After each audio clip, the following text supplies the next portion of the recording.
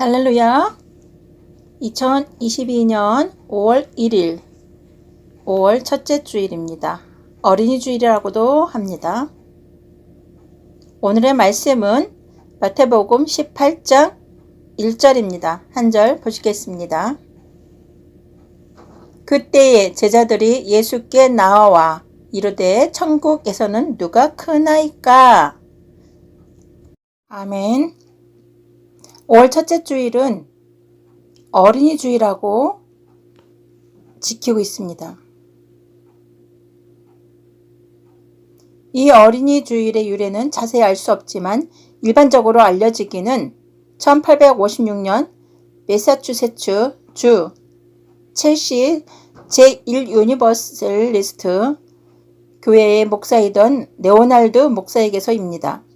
그는 기독교 양식으로 양육하는 데 대한 부모 및 보호자들의 재헌신을 위해 6월 둘째 주일을 어린이 주일로 정하였던 것입니다.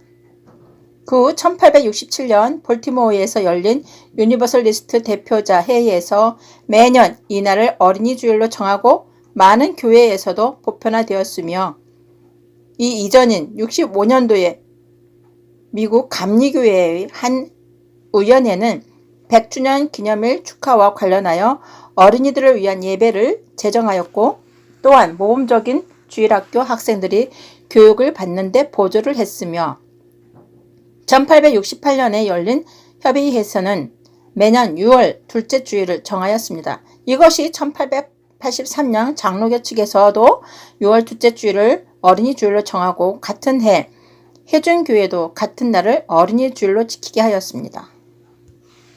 이것이 한국에서는 기독교의 전례와 함께 주일학교가 일찍 시작되었으며 주일학교와 함께 6월 둘째 주일을 어린이 주일 또는 꽃주일로 같이 지켜왔습니다. 실로 그 역사를 살피면 1883년에 전래되었으나 정상적인 교회의 예배 행위와 주일학교가 복음과 함께 시작되었으니 오히려 작년 예배보다 주일학교 교육이 더 앞섰던 것입니다.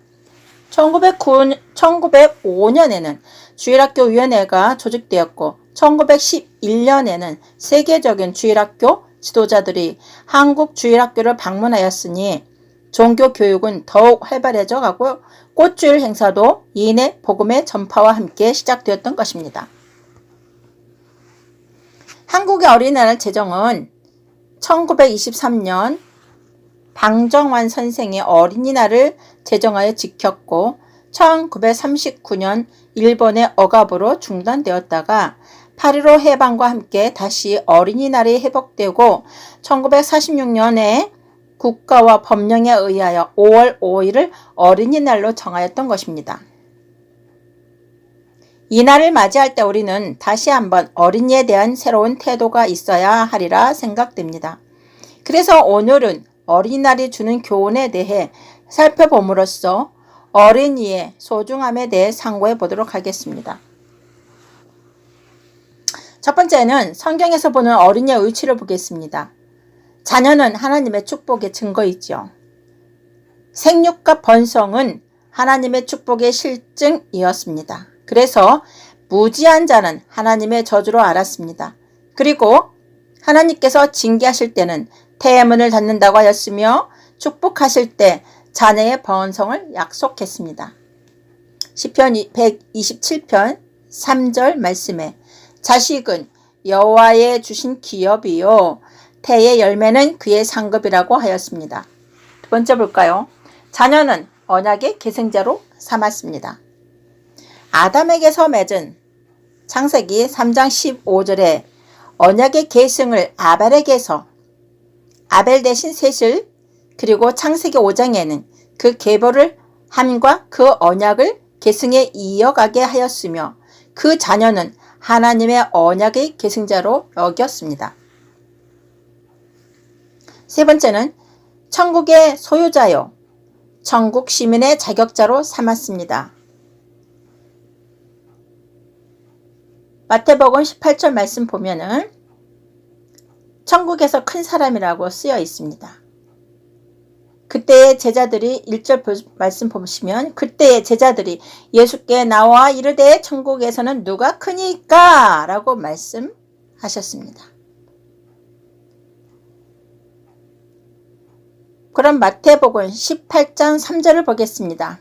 이르시되 진실로 너희에게 이르노니 너희가 돌이켜 어린아이들과 같이 되지 아니하면 결단코 천국에 들어가지 못하리라. 19장 4절 또 보겠습니다. 19장 4절. 예수께서 대답하여 이르시되 사람을 지으신 이가 본래 그들을 남자와 여자로 지으시고 라고 쓰여 있습니다. 예수께서 어린아이를 가리켜 천국이 이런 자의 것이라 하였으며 천국에 들어가려면 돌이켜 어린이와 같지 아니하면 들어갈 수 없다고 하셨으니 실로 어린아이는 천국 시민의 표본입니다. 아멘.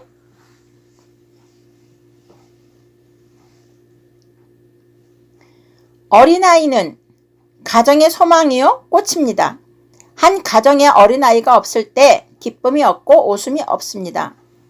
아브라함에게 이삭이 있으므로 웃음이 있었고 한나가 자식을 가짐으로 그에게 웃음과 희망이 있었으니 참으로 자녀는 그 가정의 소망이요 기쁨이요 꽃입니다. 아이는 한 나라의 소망입니다. 창세기 35장 11절에 보시면 한 나라가 그 허리에서 나온다고 하였습니다. 이는 자식이 나라의 시작이란 것입니다. 어린이는 나라와 민족과 결의의 시작이요 힘이요 전부라 해도 과언은 아닙니다. 성경은 이처럼 어린이의 위치를 중히 여깁니다. 이렇게 중대한 만큼 그것에 대한 책임 또한 더욱 중대합니다.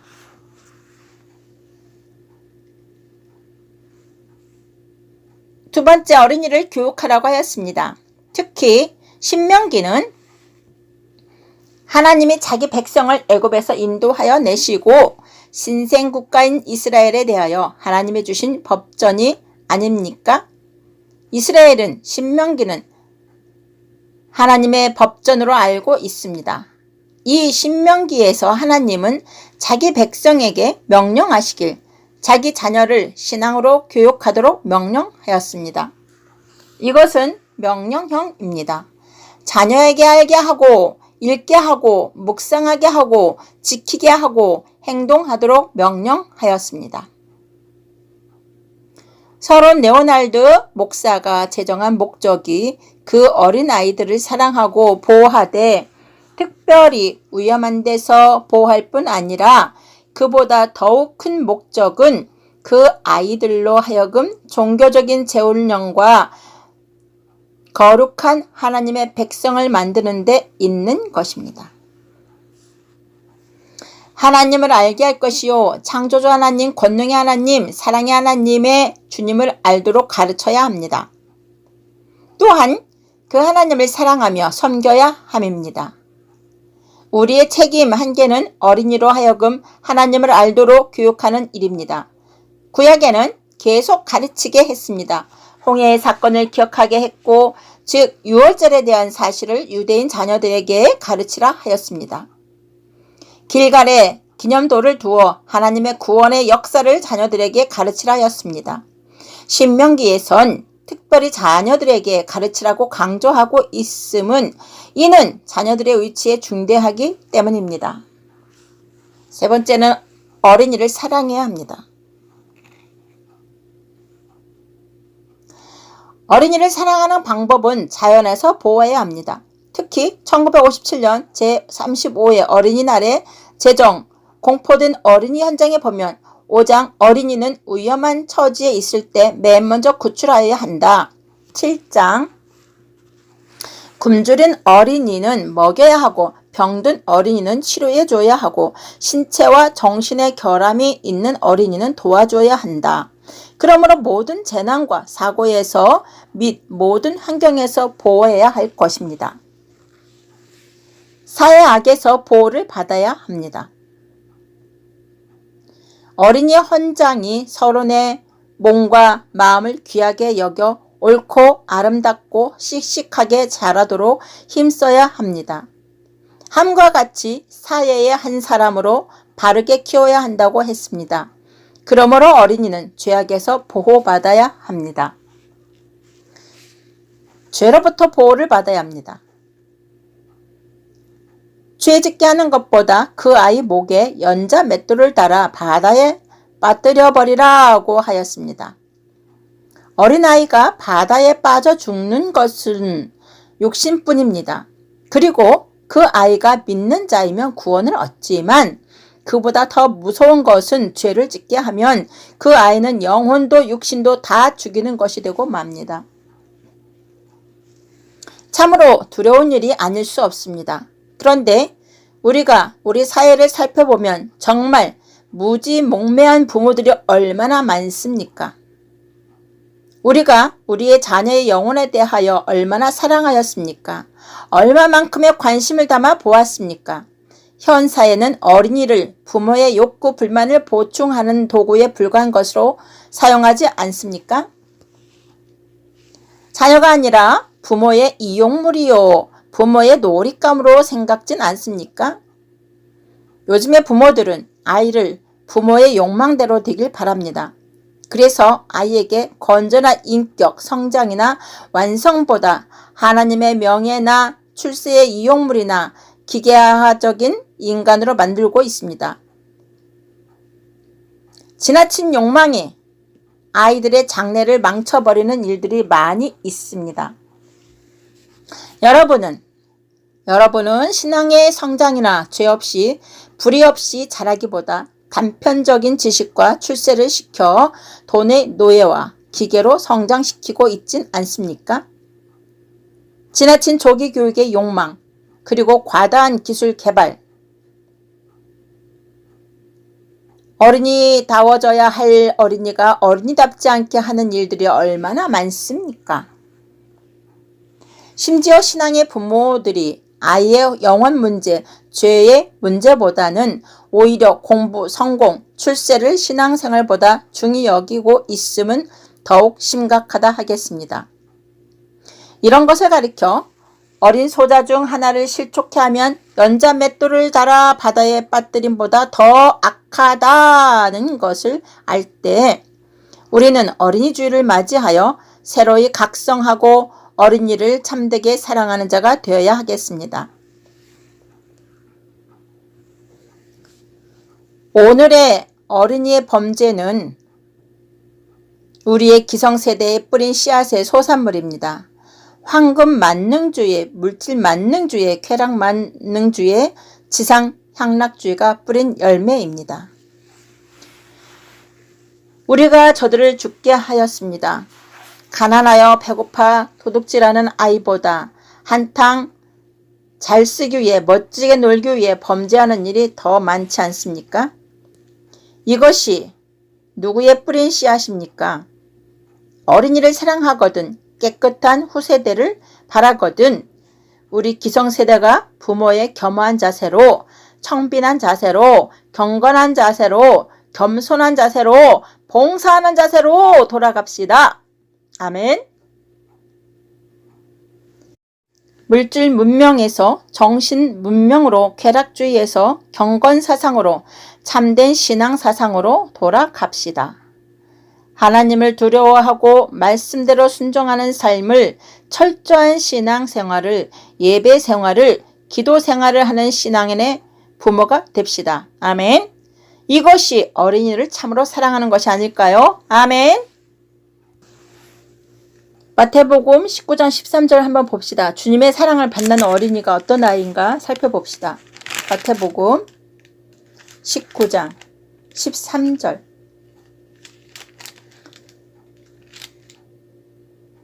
어린아이들에게 안수하시다. 예수님께서.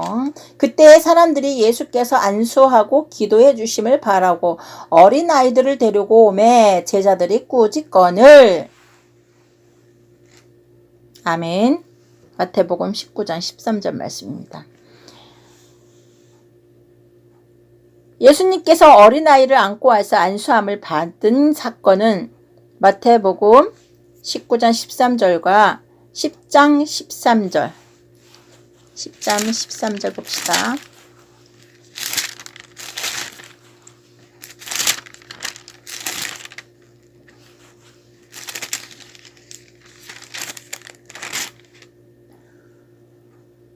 그 집이 이에 합당하면 너의 빈 평안이 거기 임할 것이요 만일 합당하지 아니하면 그 평안이 너에게 돌아올 것이니라. 아멘.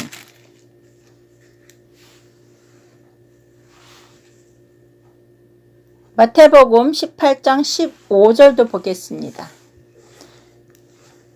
내 형제가 죄를 범하거든 가서 너와 그 사람과만 상대하여 권고하라.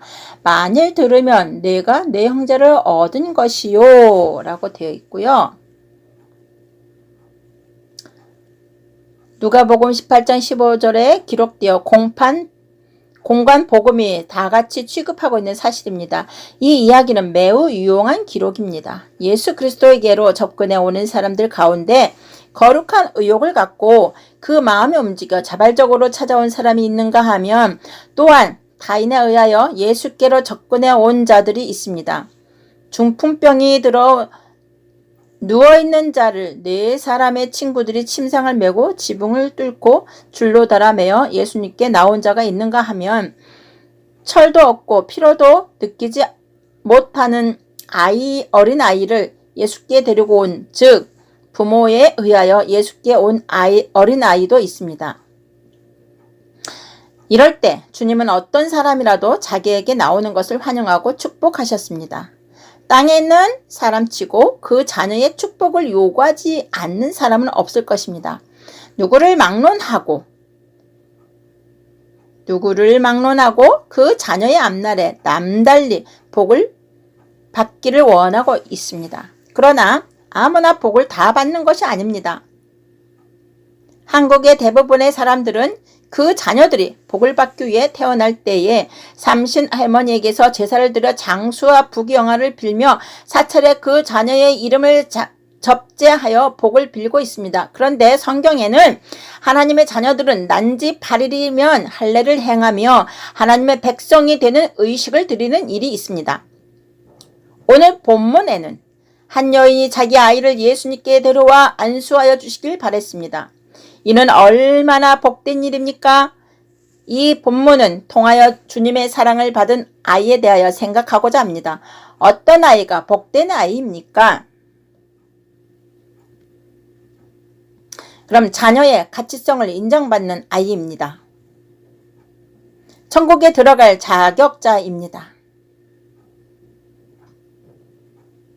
마태복음 18장 3절에 이르시되 진실로 너희에게 이르노니 너희가 돌이켜 어린 아이들과 같이 되지 아니하면 결단코 천국에 들어가지 못하리라. 가라사대 진실로 너희에게 이르노니 너희가 돌이켜 어린 아이와 같이 되지 아니하면 결단코 천국에 들어가지 못하리라고 하여 천국은 어린아이와 같이 순전한 사람이 갈 수 있다고 하셨습니다. 어린아이는 국가와 사회나 가정의 기초입니다. 어린이가 없는 국가는 패망하며 사회와 가정도 모두 그러합니다. 그러므로 자녀는 씨요 생명입니다. 하나님께서 아브라함에게 축복하실 때에 내 몸에서 난 자가 내 씨가 되리라 하셨고 아브라함에게서 아들을 낳을 것을 약속해 주셨습니다. 그리고 아브라함이 이같이 오래 참아 자녀를 얻었으니 이것이 아브라함이 받은 축복이라고 히브리서 6장에 말하고 있습니다. 그래서 아이는 그 국가나 사회나 가정의 기초요 씨입니다. 그럼 자녀는 하나님이 주신 상급이요 기업입니다 라고 쓰여 있습니다. 그러므로 이러한 어린이의 가치성을 생각할 때 반드시 이 어린이가 복을 받아야 하는 것입니다. 현대는 자기 자녀를 어떻게 하든지 잘 먹이고 입히고 기르고 교육시키려고 합니다. 이것은 부모의 당연한 의무인 동시에 욕망입니다. 과거 동양 사상에는 이러한 자녀의 귀중성을 인정하지만 어린이의 인격을 무시하는 경향이 없지 않았습니다. 그러나 오늘에 와서는 어린이의 가치성을 깨달은 후에는 어린이 헌장이 만들어지고 어린이 보호센터가 생기고 어린이에 대한 재발견이 시작되어 어린이에 대한 관심이 지대합니다. 이제 와서는 지나칠 정도로 과잉되어 있다고 말할 수 있습니다. 현숙한 어머니를 가진 아이입니다. 위대한 인물의 배후에는 반드시 위대하고 현숙한 어머니가 있습니다. 맹자 어머니의 현숙함은 동양인에게 잘 알려져 있습니다. 그녀는 자녀 교육을 위해서 3번이나 이사를 갔습니다. 한국의 심사임당은 한국인이라면 잘 아는 인물이요. 정몽주의 어머니도 까마귀 싸우는 곳에 백로야 가지 마라. 성낸 까마귀 흰빛을 세우나니 청파에 고이 씻은 몸 더럽힐 까노라 하고 한 이 시는 어머니의 위대한 교훈입니다. 우리 성경에 나타난 인물의 배후에도 그러함을 찾아볼 수 있습니다. 이삭의 어머니 사라, 야곱의 어머니 리브가, 사무엘의 어머니 한나, 모세의 어머니 요게벳, 그리고 신약에 나타난 여러 신앙의 인물들도 역시 그러하며 기독교 역사의 주옥같이 빛난 역사의 인물들이 또 역시 그러합니다. 본문에 나타난 이 여인은 자기 아들을 예수님께 데려와 예수님의 안수를 요청하였습니다. 이것은 즉 예수님의 축복을 요구함입니다. 이 얼마나 현명한 여자입니까? 그 이유는 예수는 축복의 근원입니다. 근원을 찾은 일은 현명한 일입니다. 사마리아 성에 물이 좋지 아니하고 곡식이 열매를 맺지 못하며 사람들이 병들 때 엘리사가 그릇에 소금을 담아 물 근원에 올라가서 거기 소금을 쳐서 물을 고쳤습니다. 이것은 근원을 고쳐야 한다는 것입니다. 병도 그 근원을 고쳐야 하며 기계의 고장도 근원을 수리해야 할 것이며 축복 역시 근원을 찾아야 합니다. 사람들은 뿌리를 찾으려 합니다. 흑인은 쿤타킨테의 후손이 그의 별이를 찾으려고 하듯이 근원이 중요함을 말해줍니다. 근원이 중요한데 이 현숙한 어머니는 자기 자녀에게 복을 받게 하되 복의 근원을 찾아가서 그에게 안수를 요청하였습니다. 그리고 목자를 찾았습니다. 성인이든 어린아이든 간에 예수는 목자입니다. 특히 어린 양에게는 더더욱 목자가 필요한 것입니다. 길 잃은 양들이 목자를 찾는다는 것은 너무나 당연합니다. 더욱더 어린 양을 참 목자에게 맡기는 것보다 더 안전한 일은 없습니다. 여인은 이렇듯이 지혜로운 어머니입니다. 예수는 참된 스승입니다. 참된 스승을 찾는 것은 현명한 일입니다. 자기 자녀를 참된 스승에게 맡겨야 합니다. 현세는 스승은 많으나 참된 스승은 그리 많지 않습니다. 그렇지만 예수는 진실로 참된 스승입니다. 아멘. 예수는 생명의 근원입니다. 아멘. 생명은 빛을 찾게 마련입니다. 참된 어린이는 예수를 찾습니다. 그러므로 이 여인은 정말 현숙한 어머니였습니다. 사랑하는 성도 여러분, 여러분은 정말 현숙한 여성입니까? 자기 자녀에 대하여 정말 지혜로운 어머니 구실을 하고 계십니까? 여러분은 자녀들을 어디로 안내하고 있습니까? 예수님께로입니까? 아니면 세상의 라떼에게로입니까? 당시에 많은 어머니들은 자기 자녀를 예수에게로 데려오지 아니하고 제사장이나 서기관 장로들에게 데려갔을 것입니다. 그러나 여기 이 여자는 예수께로 데려왔습니다. 오늘 어머니들이 급한 나머지 인격도 성립되기 전에 그 자녀를 세상 기술자로 만들려 합니다. 그것은 고기계적인 인간, 무인격 기술자, 단순한 인간을 만들려는 것임을 알아야 합니다. 텅 빈 인간, 텅 빈 사회, 텅 빈 집을 만들려 합니다. 텅 빈 자녀를 만들려 합니다. 그러므로 오늘날 사회는 어린이들이 속이 채워져 있지 않는, 즉 인격 없는 성인으로 되어져 가고 있습니다. 여기에는 참된 진실이 결여되어 있습니다. 예의가 결여되었고 도덕과 윤리와 아니 이보다 더 중요한 신앙이 생명이 없는 오늘의 사회상을 봅니다. 그러므로 현숙한 어머니를 모신 아이는 복된 아이입니다. 예수께 온 아이입니다. 복된 아이는 예수께 왔습니다. 이는 진정 복된 아이입니다. 예수님은 그 아이를 가슴에 안았습니다. 이는 생명의 접촉입니다. 이는 접붙임을 받았습니다. 이 아이는 안 귀웠습니다. 목자가 아이를 찾아 아는 것 같습니다. 목자가 양을 찾아 아는 것 같습니다. 이 아이는 주님의 안수를 받았습니다. 이것은 축복의 행위입니다. 예수님께서 그 아이에게 복을 부어주었다는 뜻입니다. 이 아이는 예수님의 축복을 받았습니다. 아이를 예수님께 데리고 온 어머니의 목적을 알아야 합니다. 예수님이 하나님의 사람들에게 부어주실 하나님의 능력을 갖고 계신다는 사실을 마음속에 확신하고 있지 아니하였더라면 그는 오직 아니하였을 것입니다. 이 아이는 진정 예수님의 그 능력을 받았습니다. 그리고 그 아이는 예수님의 은혜에 참여하였습니다. 성령을 받았고 구원의 능력을 받았습니다. 그 아이는 후에 안디옥 교회의 감독이 되었다고 합니다. 장로교회에서는 유아 세례를 받을 때 부모에서 서약을 하는데 부모의 영혼이 구원을 받아야 하는 것 같이 이 아이의 영혼도 구원받아야 함을 믿어야 하고 부모가 자기 영혼을 위하여 힘씀같이 이 아이의 영혼을 위하여 힘써야 할